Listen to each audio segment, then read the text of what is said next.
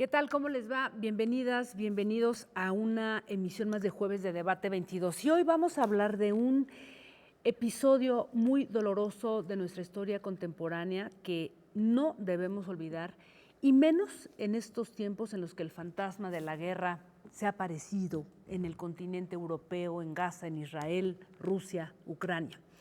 Y es que hace 79 años, un 6 de agosto de 1945, Estados Unidos lanzó una bomba atómica sobre la ciudad de Hiroshima. 3 días después, el 9 de agosto, lanzó otra más sobre la ciudad de Nagasaki. Dos acontecimientos que sin duda abrieron una herida en la historia de la humanidad. Se calcula que murieron alrededor de 120,000 personas en Hiroshima y en Nagasaki otras 70,000. 130,000 más resultaron heridas, pero este no es realmente el problema, sino lo que vino después. Así es que hoy en debate vamos a hablar con uno de los sobrevivientes de Nagasaki y con un historiador que ha dado voz a él y a muchos japoneses más que llegaron aquí a nuestro país. Déjenme darle la bienvenida porque nos sentimos muy honradas de tener a Yasuaki Yamashita. Bienvenido, muchas gracias, Yasuaki. Muchas gracias. Gracias por estar aquí y por siempre contarnos su historia, porque creo que es muy importante. Muchas gracias. Gracias. Sergio, pues bueno, tú eres historiador, también estás en el departamento, ¿verdad? Si mal no recuerdo, en la Dirección de Estudios Históricos del Instituto Nacional de Antropología, y pues eres un especialista en temas de Japón. Has contado una historia muy bella a través de un libro que ahora, bueno, no lo traigo aquí a la mano, que se llama el libro sobre la historia. Hibakusha. Testimonio de Yasuaki Yamashita. Exactamente. Pues gracias por estar aquí con nosotras. Muchas gracias, muy amable. Pues vamos a empezar, Yasuaki, por algo que decía yo es muy vergonzoso. Es un episodio que fue provocado por una bomba lanzada en Estados Unidos en ese momento. ¿Cómo es que usted está vivo aquí contándonos su historia? ¿Qué pasó? Y lo que pasó realmente, nosotros vivíamos 2.5 kilómetros de epicentro. Y la ciudad de Nagasaki, hay muchas montañas pequeñas, no muy altas. Nosotros vivíamos atrás de una montaña. Eso salvó recibir una explosión directa. Muchísimas gentes que vivían atrás de la montaña y sobrevivieron afortunadamente. Y además la explosión se fue directamente hacia la bahía de Nagasaki, no expandió mucho como en Hiroshima, que sucedió, se cayó en el centro, expandió arrasando todos. Pero la ciudad de Nagasaki, como mencioné, la montaña protegió muchísimas gente. Así yo creo que pude sobrevivir. Y sobrevivió porque ha contado usted que su mamá lo protegió. Exactamente. Bueno, sí, el momento de la explosión, mi madre me protegió, me jaló en el suelo y cubrió mi cuerpo con su cuerpo. Entonces, desgraciadamente, en ese momento, mi madre recibió mayor radioactividad. Eso yo creo que me salvó. Y sí, a mí no me pasó absolutamente nada en ese momento. Claro, aunque el impacto, me lo contaba usted, lo recibió su madre, quien tuvo problemas esqueléticos en todo el sistema óseo, y fue algo que arrastró por muchos años. Y yo creo que eso es importante, lo vamos a ir platicando a lo largo del programa. No solamente contabilizar quienes perdieron la vida, sino lo que vino después, ¿no? Porque el hecho de que usted sea sobreviviente no significa haber, digamos, que dado la vuelta a un episodio que a usted, como a muchos otros, les ha costado muchísimo trabajo. Entonces, vamos a hablar de eso, pero yo quisiera preguntarte, Sergio, tú a propósito de este libro que ha editado el Fondo de Cultura, ¿cómo llegas a la historia de Yasuaki? En los 90 entiendo que él empieza a hablar por primera vez ya casi 50 años, porque llegó en 68, nos ha contado que llegó aquí en 1968 a México, 29 años, y hasta los 90 empezó a hablar y a dar su testimonio como una manera de salvarse. ¿Cómo llegas tú a su vida? Bueno, yo soy historiador y me he dedicado a estudiar la migración japonesa que llegó a México. Pues he entrevistado y mis historias versan sobre los japoneses que radican en México en particular, y es una inmigración que vino de finales del siglo XIX. Entonces yo estaba enterado que varios sobrevivientes de la bomba atómica vivían en México. Entonces fue como pues me acerqué a Yasuaki para pues hablar con él, para explicar que yo soy historiador y que quería pues saber su historia en particular y por qué había llegado a México. Entonces, así fue como me relacioné con él y pues me ha impulsado para seguir pues estudiando la migración japonesa en México, pero también la vida en particular de él y sobre todo su lucha, que él es constante desde esos de fin de siglo XX para pues evitar que se siga produciendo y peor aún que se lance otra bomba atómica, y esta es una situación real que vivimos. Entonces en este sentido pues trabajamos juntos para pues difundir su historia y para advertir a la gente que nos quiera escuchar y sobre todo a los estudiantes del peligro que hoy vivimos y que está en peligro la humanidad en su conjunto. Es así de grave el problema. Y es terrible porque justamente, y ustedes lo han contado, una de las cosas que ocurrieron después de que cayeron estas dos bombas en estas dos ciudades, el ejército que ocupó las tierras japonesas, el ejército norteamericano, ocultó casi todas las pruebas médicas y científicas. ¿Cómo lo vivieron ustedes, Yasuaki? Bueno, sí, realmente como no teníamos absolutamente ninguna información, sobre todo la radioactividad que existía en el epicentro. Entonces, después de la explosión, muchísima gente entraron a la busca de familiares, amigos, hijos, a quien sea, contagiaron de radioactividad, pero nadie sabía eso. Y entonces comenzaron a morir aparentemente sin ninguna lesión, sin ninguna enfermedad. Entonces eso es el problema de que mucha gente que no ha experimentado la bomba atómica empezaron a decir que los sobrevivientes llevaban alguna enfermedad contagiosa. No tener contactos con ellos, no tener amistad y tenía que aislarlos. Entonces, muchísimas gentes sufrieron por la consecuencia de que Estados Unidos prohibió hablar absolutamente nada, censurar todo lo que relacionado acerca de la bomba atómica. ¿Cuántos sobrevivientes hay en México aproximadamente? ¿Cuánta gente vino después de ese horrible episodio? Bueno, gente que nació en Japón, el único caso es el de Yasuaki, pero hubo otros hijos de inmigrantes que ya vivían en México y que se trasladaron a visitar a sus familiares poco antes de la guerra y se quedaron, digamos, aislados, varados en Japón al romperse las relaciones. Básicamente eran pues niños que habían ido a visitar a sus abuelos o a sus parientes o a estudiar o a hacer alguna actividad y ya no pudieron regresar a México. Entonces, o sea, ¿niños mexicanos? Sí, niños que habían nacido en México de padres japoneses que vivieron en Hiroshima y en Nagasaki. Actualmente vive una persona todavía que vive en Guadalajara y que es la única sobreviviente que queda de estos niños que se fueron a Japón, ¿no? Hubo otros más, pero ya murieron. Ella es Conchita Hiramuro, que todavía vive en Guadalajara. Otros acaban de morir recientemente en Guadalajara y en otros lados. Aproximadamente hubo como 10 niños que vivieron en particular la bomba atómica. Hubo otros más que vivieron la guerra en otros lugares, en Tokio, en Yokohama, que ahí vivían sus parientes, pero que también vivieron la guerra.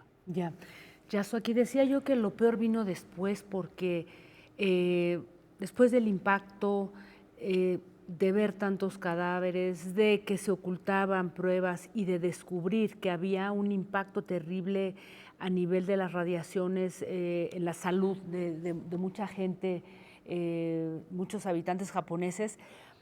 Viene otra cosa que es terrible y tiene que ver con algo que usted vive cuando llega aquí a México a los 29 años en el 68, y es la discriminación.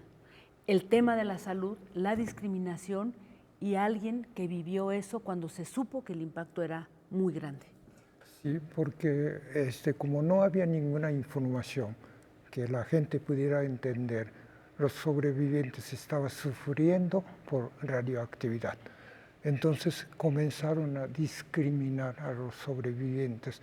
Personalmente sufrí la discriminación de mis compañeros de trabajo y de amigos que se reían de mí, que no debías casar, y los sobrevivientes no debes casarte, y ya sabes la consecuencia que puede tener.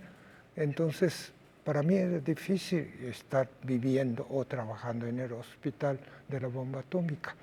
Entonces quería salir de Japón, ir a algún país que realmente que nadie me conociera que yo soy sobreviviente de la bomba atómica.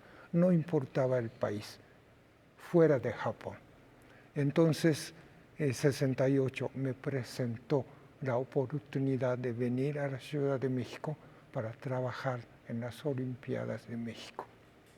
Y aquí llegó, encontró su casa, pero sufrió mucho también. Realmente los primeros 2-3 años no pasó absolutamente nada, pero comencé a tener problemas de salud.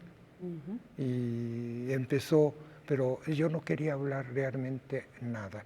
Y en ese momento que estaba sufriendo la consecuencia de radioactividad, eso era vomitar la sangre, evacuar la sangre. Los médicos no podían decir, atinar qué es lo que realmente me estaba pasando. Entonces me comenté a un amigo que ya tenía, y yo soy sobreviviente de la bomba atómica, pero no contará a nadie, porque no quiero sufrir de nuevo en México. Dijo que perfectamente bien. Así pasé hasta 95, ¿sí? 1995. Que fue cuando empieza usted apenas a hablar de su historia, ¿no? Realmente no quería hablar, ¿no? Y entonces, ese año 95, un estudiante de TEC de Monterrey, Campus Querétaro, el hijo de un amigo mío, y me habló diciendo que Yasuaki, tú eres sobreviviente de la bomba atómica, ¿verdad? Y le dije, ¿cómo sabes? Y me dijo que mi papá me comentó, mi papá escuchó de tu amigo. Entonces me dijo, no podrás venir a nuestra universidad, contar tu experiencia. Le dije, no puedo, es imposible. Pero él insistió, por favor, para nosotros es muy importante entender lo que sucedió. Y insistió tal, porque ese año el gobierno de Francia hizo la prueba de bomba de hidrógeno. Eso corrió la noticia al mundo, entonces él supo de esa noticia, así que él quería saber realmente lo que pasó en la ciudad de Nagasaki y Hiroshima. Y así fue como empezó a hablar y un poco a curar el alma, ¿no? Exactamente, después de hablar mi sufrimiento comenzó a desaparecer. Estaba sintiendo un alivio, ¿no? Después de guardar ese sufrimiento 50 años, y pensé, no, hablar es una terapia para mí. Y además es una obligación para que el mundo sepa lo que sucedió en Hiroshima y Nagasaki. Sí, porque mucha gente no entiende lo que sucedió. Incluso los estudiantes que he ido a hablar con ellos no saben absolutamente nada de lo que hizo su gobierno. ¿Sí? Los estudiantes comienzan a llorar, ¿cómo es posible? Y entonces para nosotros es muy importante la gente sepa la realidad, lo que sucedió, para que no suceda absolutamente nada en ninguna parte del mundo. Así es, para que no suceda nunca más. Bueno, déjenme hacer una pausa. Estamos conversando con Yasuaki Yamashita, quien es sobreviviente de la bomba atómica lanzada por Estados Unidos en Nagasaki, Sergio Hernández Galindo, quien es historiador y quien pues ha dado a conocer también la voz a través de un bellísimo libro de Yasuaki. Hacemos una breve pausa y volvemos.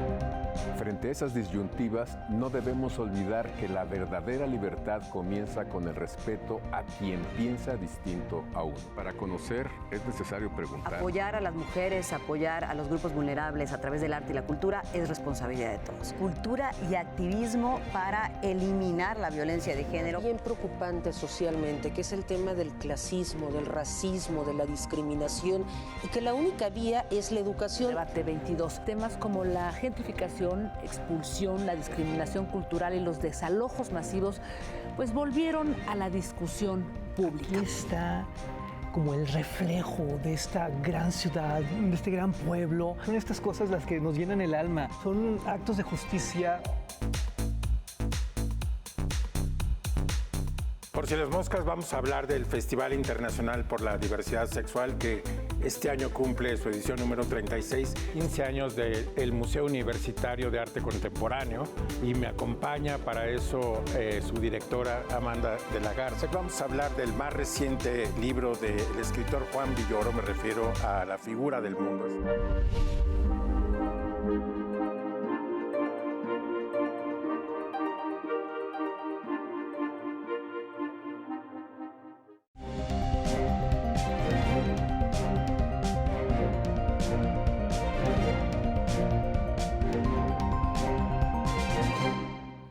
Seguimos hablando con Yasuaki Yamashita, sobreviviente de la bomba atómica lanzada por Estados Unidos en Nagasaki, Sergio Hernández Galindo, historiador, y justamente Sergio Hibakusha.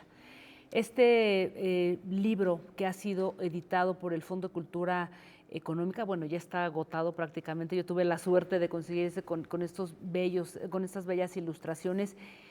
Hibakusha, ¿qué es Hibakusha? Hibakusha quiere decir en japonés persona que vivió la bomba atómica. Y todas estas personas que tanto en Hiroshima como en Nagasaki son conocidos en Japón como con esa palabra de Hibakusha. Bueno, la idea de escribir este libro es pues, difundir la historia de Yasuaki y los horrores que causa esta arma que es terrible y que no se sabe realmente hasta dónde puede llegar el sufrimiento de las poblaciones civiles. Murieron no soldados, que eran los involucrados en la guerra. Estados Unidos y las guerras en general, los que más sufren son las poblaciones civiles y los que dejan su sangre finalmente. Que es lo que estamos viendo ahora en estos momentos. Es una desgracia lo que estamos viviendo. Por eso es muy importante que el libro pues, se conozca la historia de Yasuaki. Hay una versión electrónica que pueden ingresar al Fondo de Cultura y bajarla. Y es un libro pues, que afortunadamente el Fondo de Cultura en su colección Vientos del Pueblo produce estas historias y otras más a nivel masivo. Pues ya hay cerca de 40,000 libros y esperamos pronto que el fondo haga otra nueva edición porque pues ha tenido mucha demanda. Así es. Yasuaki, siguiendo en este tenor de las implicaciones, usted encontró casa, cobijo aquí en México, pero no fue fácil rehacer su vida, aunque se ha vuelto usted pues de alguna manera un orador, un testigo muy importante de ese momento y su voz creo que es invaluable, pero no fue fácil y me lo contaba usted, no fue fácil rehacer su familia, o sea, creo que eso es importante compartirlo porque justamente es lo que creo que le permite a la gente entender, ¿no?, la magnitud de este evento.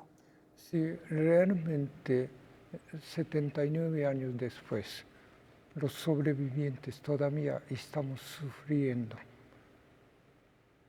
físicamente, mentalmente, psicológicamente, pero lo que estamos haciendo esfuerzo para que nadie, absolutamente nadie, sufra como nosotros sufrimos. Porque una bomba actualmente tiene más potencia de que lo que lanzaron en Hiroshima y Nagasaki. Ya no hay comparaciones. Y con esas armas nucleares pueden destruir nuestro planeta. Eso sí se acabaría en seres humanos. Pero más que nada, cada vida de cada uno de personas es muy valioso, es precioso además. Entonces, nosotros sobrevivientes no queremos que esa vida valiosa, preciosa de cada uno de nosotros sea destruida instantáneamente por armas nucleares. No le va a dar tiempo de pensar qué hacer. Y además lo que viene después. No hay tiempo. No hay tiempo de pensar. Cuéntenos qué pasó con su familia. Bueno, el momento de la explosión, estábamos en la casa, mi madre y la hermana yo. Otros 2 hermanas se habían ido por mandado de mi madre, no estaba en la casa, pero recibió explosión en otra parte de la ciudad. Mi padre estaba trabajando astillero de Nagasaki, porque ese astillero de Nagasaki era muy importante, porque construía barcos de guerra. Entonces, él sobrevivió a la explosión, no le pasó nada, pero de inmediato lo convocaron a ir al epicentro para hacer limpieza de cadáveres. Porque en ese entonces ya en la ciudad no había hombres jóvenes, porque nada más estaban los ya señores mayores, mujeres y niños. Así que de inmediato lo llamaron a ir al epicentro. Y estuvieron trabajando días y días y días y días, y nada más hacer pilas de cadáveres y quemarlos, porque no había posibilidad de enterrar los cadáveres. Era imposible, había tantos cadáveres. Y después de tantos días de trabajar, mi padre empezó a decir que sus dientes se estaban cayendo. Sus dientes estaban bien, pero él tenía esa sensación y ese el efecto de radioactividad, pero en ese momento nadie sabía de lo que estaba sucediendo a mi padre, y después el efecto se cayó en coma, vivió mucho tiempo en coma hasta que murió. Y además su mamá me De contaba... su mamá, sí, mi mamá realmente para protegerme, recibió tal cantidad de radioactividad, sus huesos completamente destrozados, y vivía así, doblado del cuerpo, y no podía levantar así. ¿Tus hermanas? Mi hermana realmente, el momento de la explosión, los vidrios que rompieron las ventanas y todo, y se quedó clavado en la cabeza y estaba desangrando. Y mi hermana en ese momento estaba llorando realmente, porque a perder el cabello, una mujer en ese entonces era muy fatal, es de una desgracia, ¿no? Y porque todo el mundo decía va a caer el cabello, porque sentía el aceite que había recibido como bomba química. Entonces, por eso estaba llorando, pero sobrevivió, sí, pero después murió de cáncer. Ya. ¿Qué reflexión le dejaría a la gente en este momento, Yasuaki, tiempos terribles de la humanidad, en donde estamos justamente en un momento en el que la guerra se ha convertido en un negocio y en el que parece que no se escuchan unas a otras, ¿no? ¿Qué dejaría usted como reflexión? Realmente la guerra y todo ese conflicto sucede porque la gente tiene odio hacia otra persona. Odio nunca soluciona absolutamente nada. Odio terminaría en conflicto. Entonces, la situación que estamos viviendo puede suceder en cualquier momento. Tener conciencia. Eso de que cualquier momento puede suceder la tragedia. Y nosotros sobrevivientes ya tenemos mayor de 86 años. No tenemos mucho tiempo de estar compartiendo, hablando de la tragedia. Así, por los jóvenes sobre todo, tenga conciencia que estamos viviendo un momento difícil. Levantar la voz, decir que no podemos vivir con armas nucleares, no podemos convivir armamentos las armas nucleares no es necesario, tenía que eliminar absolutamente todo para no tener tragedia. Una última reflexión, Sergio. Bueno, que aprendamos de la fuerza de las palabras de Yasuaki. Y él nos dice, nosotros está en la gente más joven, en los jóvenes en particular, pues estar conscientes de los efectos terribles que deja no solamente gran cantidad de muertos en un instante, miles de muertos, sino los efectos posteriores. A 79 años siguen muriendo gente que fue afectada por la bomba debido a las enfermedades que causa. Entonces, apoyemos lo que nos dice Yasuaki. Él siempre menciona, una voz puede ser muy débil, pero es una voz como una piedra en un lago donde las olas se van expandiendo. Entonces, está en nosotros, en la responsabilidad de todos nosotros, oponernos a la guerra. La fuerza que nos dan los hibakusha a su edad es realmente una lección que tenemos que tener muy presente y pues apoyar este tipo de demandas y de historias que son vitales para que la humanidad pueda seguir adelante. Ojalá algo aprendamos como humanidad y yo quiero agradecerles mucho, Yasuaki, un privilegio tenerle aquí. Gracias por compartirnos y por seguir siendo la voz de muchas personas que sobrevivieron, otros que perdieron la voz, pero gracias por estar aquí con nosotras. Yasuaki, muchísimas gracias. Muchas gracias por la invitación. Y Sergio Hernández, muchísimas gracias también. Y bueno, recuerden, Hibakusha está en la plataforma del Fondo de Cultura Económica, no hay ya libros impresos, pero ahí se puede descargar, ¿verdad?